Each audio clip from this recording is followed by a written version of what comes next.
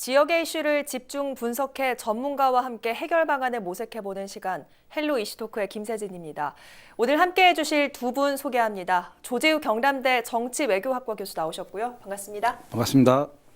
네, 문일환 변호사 나오셨습니다. 안녕하십니까? 네, 안녕하세요. 네, 먼저 지역의 이슈를 짚어보는 이슈 짚어보기로 시작합니다.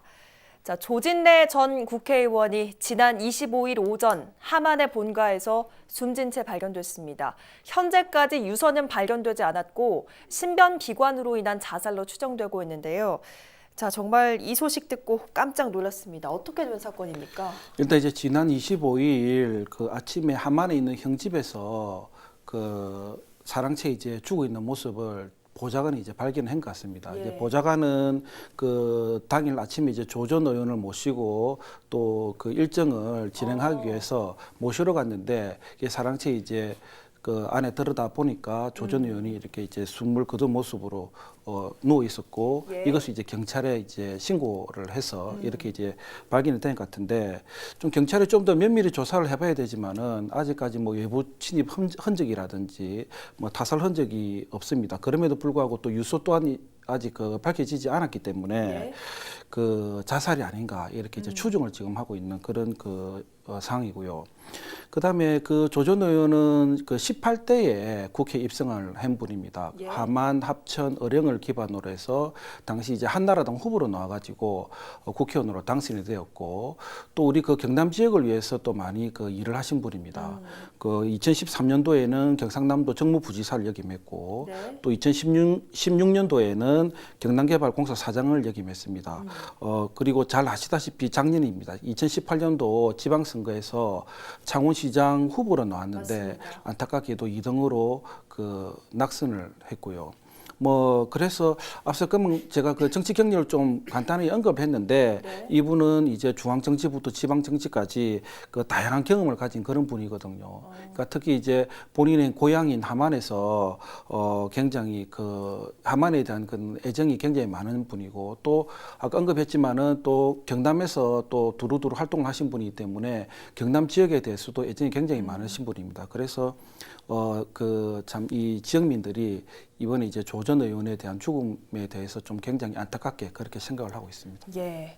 뭐 이번 소식을 두고 언론이나 정치권에서는 수사로 인한 스트레스나 압박감이 극단적인 선택에 영향을 좀 줬을 거다 이런 얘기가 나오는데 뭐 어떤 혐의로 수사가 좀 진행 중이었습니까? 예, 조진래 전 의원은 경남도 부지사, 정무부지사로 재임하던 지난 2013년경에 그 산하기관인 경남 테크노파크 센터장을 선발하는 과정에서 조건에 네. 맞지 않는 대상자를 채용하는 데 관여한 혐의로 경찰의 수사를 받다가 작년 7월경에 검찰에 송치되었습니다. 예. 검찰은 지난 5월 10일 그 조 전 의원을 한 차례 소환을 했었고요. 당시 조 전 의원은 변호인 입회하에 조사에 응했고 당일 귀가한 것으로 알려졌습니다.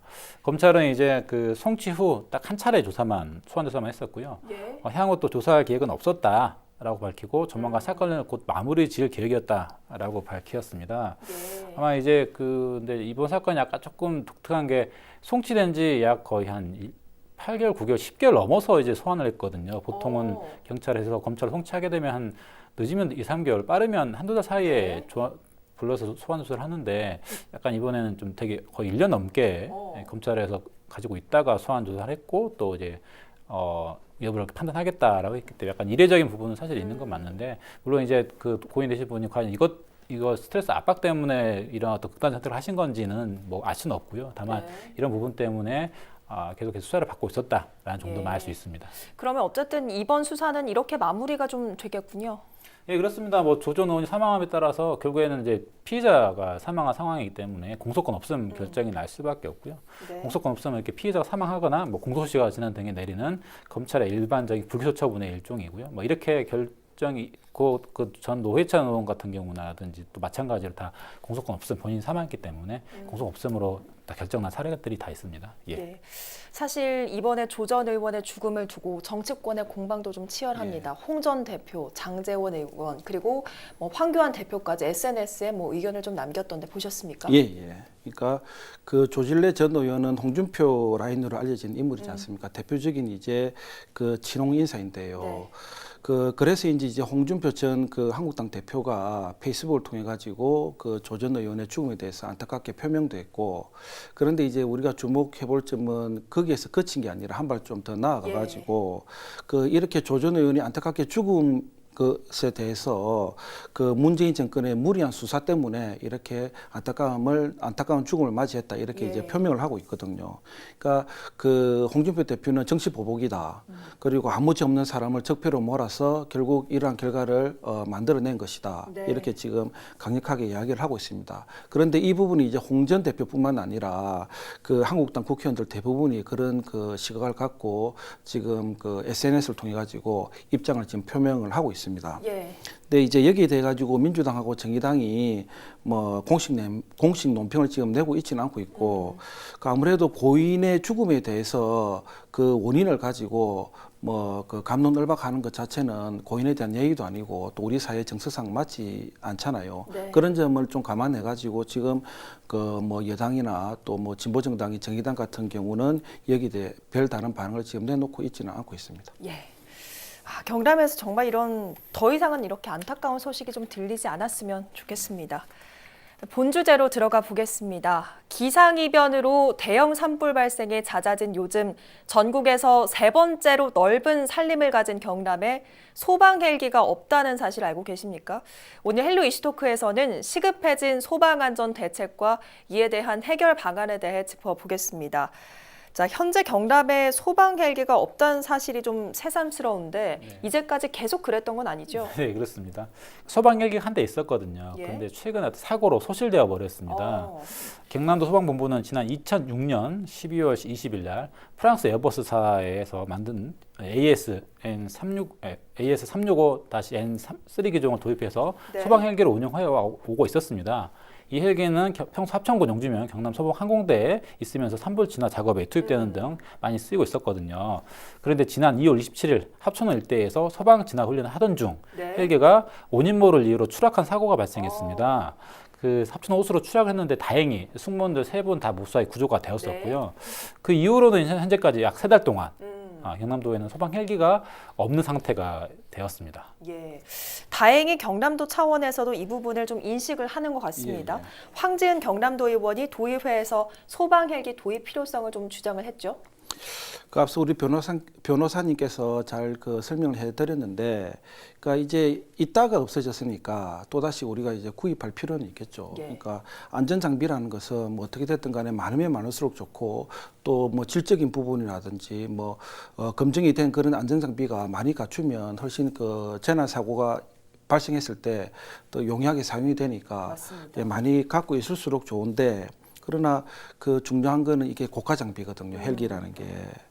그 또 특히 이제 지난 일요일 날 김해에서 큰 그 공장에서 불이 났잖아요. 맞습니다. 예. 이 당시 이제 투입된 소방 헬기도 그 경남 지역이 보유하는 그런 소방 헬기가 아니라 타 지역에서 온 그 소방 헬기거든요. 산림청 헬기라고 예, 좀 예. 들었는데. 이런 점을 좀 감안할 때 우리 그 경남도에서도 소방 헬기를 갖고 있으면 훨씬 더 빨리 진압이 가능했을 거고, 예. 뭐 두루두루 용이하게 사용이 맞습니다. 가능했겠죠. 예. 그런데 이제 중요한 것은 이 그 다른 뭐 안전과 관련된 장비보다도 헬기라는 것은 워낙 고가 장비이고, 네. 그 다음에 결국 이제 전문 인력을 요하다 보니까 뭐 무엇보다도 이제 재정적인 부분이 감당이 안 되면 이 장비를 시급히 이제 도입하는 것은 좀 한계가 따를 수밖에 없고요. 예. 그래서 일단 이제 헬기를 도입하기 위해서는 지자체에서 재정적 확보를 먼저 하는 게 우선이라고 보면 될 것 같고, 그런데 이제 그 전문가들의 이야기를 들어보면 그 일반적으로 이제 소방 헬기로는 그 산불 진압하는데, 화재 진압하는데 조금 애로사항이 있다고 해요. 왜요? 예. 그 왜냐하면 이 그 소방청에서 갖고 있는 헬기가 그렇게 큰 헬기가 아니라고 합니다. 중소형 헬기고, 그 산불을 진압하기 위해서, 특히 화재를 진압하기 위해서는 대형 헬기가 필요하고, 이게 네. 이제 대부분 갖고 있는 게 산림청이라고 해요. 예, 그래서 화재 진화를 위해서는 그 강풍에도 견딜 수 있는 그런 대형 헬기가 필요하다고 하니까, 뭐 또 대형 헬기는 중소형 헬기보다는 더욱더 뭡니까? 더 고가 장비일 수밖에 없잖아요. 그러니까 그런 측면에서 볼 때 이 지자체가 어떤 식으로든지 그 재정적 확보가 뭐 제일 먼저 시급해야 될 과제가 아닌가 이렇게 생각을 하고 있습니다. 예, 그런 듯합니다.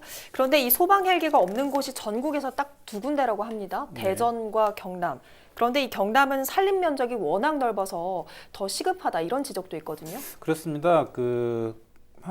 황재현 더불어민주당 의원에 따르면은 경남 산림 면적은 약 70만 1,903헥타르로서 네. 전국 17개 광역시 도중 강원도, 경북을 제외한 세 번째로 넓은 면적입니다. 또한 지난 2015년부터 18년까지 최근 4년간 경남도 소방 헬기의 연평균 운항 건수는 약 233회로서 전국 광역 시도 중에 네 번째로 많은 또 횟수를 차지하고 있고요. 네. 현재 전국 광역 시도 중 말씀하셨던 것처럼 소방 헬기가 없는 곳은 대전과 경남 딱 두 곳입니다. 근데 대전의 경우에는 바로 옆에 충남이나 충북이 가까이 있기 때문에 또 이제 산림 면적도 넓지 않거든요. 하기 때문에 거기에 충분히 임차해서 사용하고 있는데 경남도는 산림 면적 자체도 엄청 넓고 하기 때문에 3개월간 현재 공백 상태긴 하지만 최근에 또 그 김해 공장 사고가 났었잖아요. 맞습니다. 그러니까 빠른 시일 내로 좀 저속히 확보가 될 필요성이 뭐 시급하다고 할 겁니다. 네, 이렇게 정말 헬기 사용이 빈번하고 필요하다면 예. 빨리 도입이 좀 돼야 될 텐데 아까 말씀을 해주셨듯이 좀 예산 문제가 가장 큰 걸림돌이겠죠? 예, 지금 앞서 얘기했지만은 중소형 헬기로는 그 산불 진압은 굉장히 좀 애로사항이 많다고 해요. 그래서 산림청이 보유하고 있는 대형 헬기 정도가 돼야만이 큰 불 또 그다음에 산불 진압을 하는데 굉장히 효과적인 측면에서 좋다고 합니다. 그런데 이 대형 헬기가 한 대가 어느 정도냐면 약 한 250억에서 270억 정도 이렇게 들어간다고 합니다. 그러니까 굉장히 고가 장비죠.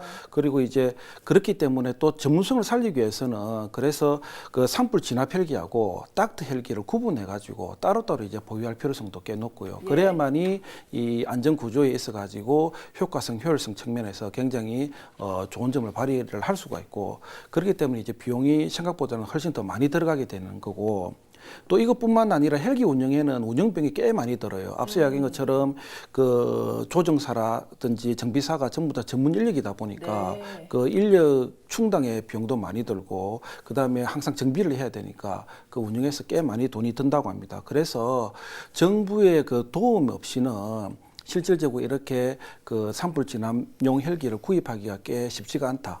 예, 정부 도움이 수반될 수밖에 없는 그런 구조적 한계를 갖고 있는 게 지금의 우리 현실이라고 보시면 되고, 그래서 제일 그 현실적인 방안은 뭐냐면 정부의 교부세 지원이 충분히 이루어져야 되는 거고, 좀 더 한 발 더 나아가서는 그 소방직 공무원들의 국가직 전환, 중앙직 전환도 좀 심도 있게 고민을 해볼 필요성이 있다. 뭐 이렇게 보시면 될 것 같고, 그리고 이제 차제 이제 그 하재 진압을 위해서는 좀 더 효율적인 체계를 갖춰야 되는데, 물론 이제 소방청이 중심이 될 수도 있고 산림청이 중심이 될 수도 있는데, 소방청, 산림청, 그 외에 이제 국방부가 서로 저 유기적인 협조 체제를 잘 갖춰가지고 뭔가 좀 산불 진압이라든지 하재 진압이 있어서 뭐 적으로 좀 진압할 수 있는 그런 매뉴얼을 반드시 또 다시 만들 필요성이 저는 또 그렇게 있다고 봅니다. 예, 좀 얘기를 들어보니까 고민해야 될 부분이 참 많은 것 같습니다. 그런데 얼마 전 지역 간담회에서 김조원 카이 사장이 이런 말을 했습니다. 수리온을 좀 애용해 달라 이런 주장을 했거든요. 그러면 소방 헬기 도입과 수리온 함께 생각을 좀 해본다면 일석이조 아니겠습니까? 네, 그 김조용 카이 사장이 지난 15일 날 사천 본사에서 기자회견을 갖고 현재 그 카이가 우리나라 항공우주산업 책임지고 있다. 독자적 기술 확보가 있고 또 별도로 이제 우리 기술이 돈이 투입돼서 만든 수리온 헬기가 있는데 이 부분을 좀 국가 지자체라든지 국가에 적극적으로 좀 사용해 달라, 구입해 달라라는 의견을 밝히긴 했습니다. 그러면서 또 지난해 문재인 대통령께서 경남 방문했을 때 국산품 애용해 달라고 당부도 했었고, 현재 그 수리온 헬기가 그 전남 영암군 그리고 제주시에서 산림과 소방 헬기로 현재 운영을 하고 있거든요. 네, 그래서 이번은 강원도 산불에서도 수리온 헬기가 상당히 역할을 했었기 때문에 그 우수성을 입증했던 만큼 국회가 국산품 구매를 좀 할 수 있도록 여건을 만들어 달라라고 주문도 했었고요. 현재 수리온을 소방 헬기로 운영하고 있는 곳은 산림청과 소방청입니다. 산림청은 지난 2018년 5월 달에 수리온을 한 대 구매해가지고 현재 전남 영암 산림항공관리소에 배치하고 현재 운영하고 있는 상황이고요. 또 소방청은 그 수리온 기반의 그 제주 소방헬기 한라매를 한 대 구입을 해가지고 오는 6월 제주도 소방항공대 창설에 맞춰서 실전 배치를 할 예정입니다. 예. 네, 하지만 이제 우리나라 국가기관이나 지자체에서 현재까지 운영하고 있는 대부분의 소방헬기는 다 외국산, 외국제들이 독점을 하고 있고 네. 국산 수료는 사실 도전자 입장이거든요. 예, 그래서 납품이 좀 쉽지 않은 부분이 있고요. 그래서 카이 사장이 국내에서라도 수료는 구매해달라는 소위 말하는 약간 애국심 마케팅을 네. 좀 하신 게 아닌가 싶습니다. 예, 그러니까 운용을 해본 지 지금 1개월 정도 지난 거죠, 수리용 같은 수령 같은 경우는 그때 1년 정도 됐죠. 1년 작년 5월에 이제 그 영암 그 산림청에서 했었던 거고. 예. 현재 그러니까 수련 헬기가 군납으로 만들어졌던 건데 군용으로 만들어졌던 건데 다목적 헬기다 보니까 여러 방면을 사용할 수 있으니까 다른 여러 가지 이제 커스터마이징 해가지고 새로운 헬기로 하고자 하는데 지자체에서 적극적으로 좀 경찰청도 현재 도입하고 있고요. 그리고 네. 소방청이나 산림청에서도 소방 헬기로 좀 적극적으로 구매해 달라라는 취지로 예. 지금 액션하는 것 같습니다. 예. 또 얼마 전 강원도 산불에서 이 수리온이 예. 혁혁한 역할을 좀 했었잖아요. 수리온이 소방 헬기로 도입될 가능성 좀 있다고 보십니까? 그러니까 저는 충분하다고 보는데 물론 이제 제가 뭐 헬기 전문가는 아니지만은 그러니까 소방 헬기가 그 제 역할을 하기 위해서는 몇 가지 조건이 반드시 갖춰야 됩니다. 첫 번째 이제 강풍에 맞설 수 있어야 되고 네. 그리고 이제 혹한기나 혹수기에도 운영이 가능해야 되고 무엇보다도 야간 산불 진압에 활용할 수 있어야 됩니다. 그래서 이러한 그 몇 가지 조건을 충족시킬 수 있는 게 네. 전문가들이 지금 이제 수리온이라고 해요. 예, 그래서 또 특히 이제 수리온은 우리 국민의 혈세 3조가 투입되어 가지고 만들어진 헬기지 않습니까? 또 지난번 그 강원 산불 현장에서 투입되어 가지고 그 기동성이라든지 우수성이 입증된 바가 있고 네. 그리고 뭐 혁혁한 공도 세웠고 그런 측면에서 볼 때 이제 수리온이 그 우리 지자체에 좀 도입된다면 굉장히 좋을 듯한데 앞서 변호사님도 이야기했지만은 산림청이라든지 소방청이라든지 경찰청 같은 이제 정부 기관하고 지금 지자체에서 활용하는 헬기를 쭉 보면 대부분 다 90% 이상이 외국산 헬기라고 합니다. 예. 또 여기에다 정부 기관하고 지자체에서 그 헬기를 구매할 때 구매 입찰 조건을 보면 수리온이 그 참가하지 못하게끔 규제를 하고 있다고 해요. 예.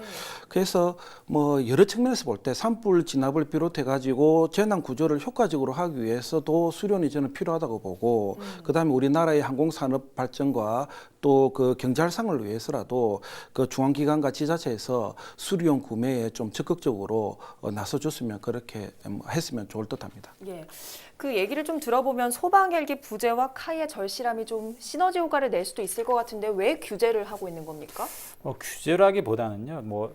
왜냐하면은 현재 그 국가나 지자체에서 현재 그동안 도입해왔던 소방 헬기라든지 산림 헬기들이 사실상 대형 헬기를 요구하고 있어요. 아까 교수님 말씀하셨던 것처럼요. 즉 탑승 인원 20인 이상 그리고 네. 내부 화물 적재 무게 1,400kg 이상의 약간 대형 헬기를 계속 구입해 왔었고 사용을 해오고 있었거든요. 그런데 문제는 수리온이 탑재 중량이 650kg에 불과하고 예. 승무원도 12명에 불과합니다. 그러니까 중형 헬기거든요. 대형이 아닌 중형 헬기입니다. 그래서 이제 그 국민안전처 소속 중앙 119 구조본부가 최근에 다목적 헬리콥터 2대를 그 공기입찰을 통해서 구매를 했거든요. 네. 근데 하지만 수리온은 이 조건 대형에 못 맞춘 거예요. 수리온 자체가 중형 헬기이기 때문에 대형에 못 맞추니까 입찰조차 이제 못하게 된 상황이 된 거죠. 그래서 카이 측에서 119 구조본부 측에 대형 헬기 한 대를 운영할 값에 우리가 수리온 2대를 그 가격을 해주겠다. 예. 그렇게까지 그러면 총 2대가 입찰했으니까 4대를 그 가격에 4대까지 우리가 해서 운영할 수 있도록 해주겠다라는 조건을 했지만 119 구조본부 측은 수리온 4대를 구매할 경우에는 여러 가지 운영 또 인력도 새로 확보해야 되기 그러네요. 때문에 여러 가지 조건상 맞지 않다라고 해서 거절한 바로 알고 있습니다. 그래서 그 이후에 이제 또 강원, 서울 또 부산 소방본부도 마찬가지로 공고했었거든요. 근데 마찬가지로 또 대형 헬기를 또 입찰을 했었기 때문에 마찬가지로 수리온은 또 입찰을 못한 규제라기보다는 조건에 안 맞게 돼버린 거죠. 네. 그래서 지금 아무리 이제 수리온이 국산 헬기고 네. 또 이제 어떤 국민 헬스로 만들어졌고 또 외화 유출을 막을 필요가 있다. 국내에서 구매할 필요가 있다라고는 하지만 수요자 입장에서 봤을 때는 그 그 조건에 맞지 않기 때문에 사는 것을 주저할 수밖에 없는 상황이거든요. 그래서 제 생각에는 카이 측에서 수요자 요구에 맞는 그 수련 헬기를 새롭게 개발해서 대형 헬기로 좀 더 확대해가지고 크게 만들거나 아니면은 가격이나 옵션 면에서 파격적으로 뭐 정말 싸게 수요자 입장에서 정말 매력적인 가격을 제시하는 등의 어떤 파격이 없는 이상은 이번 경남도 헬기에 관련해 가지고도 경남도에서도 과연 수련이 도입될 수 있을지 약간은 좀 예. 불투명한 부분이 있지 않나라는 생각입니다. 네, 정부나 지자체 차원에서의 고민이 참 많이 필요한 시점인 네. 것 같습니다. 현재 경남은 소방안전 공백기입니다. 도민들의 불안감을 달래기 위해서라도 소방 헬기 미보유에 대한 심각성을 인식한 경남도의 발빠르고 슬기로운 행정을 기대해 봅니다. 오늘 헬로 이슈토크 여기서 마칩니다. 고맙습니다.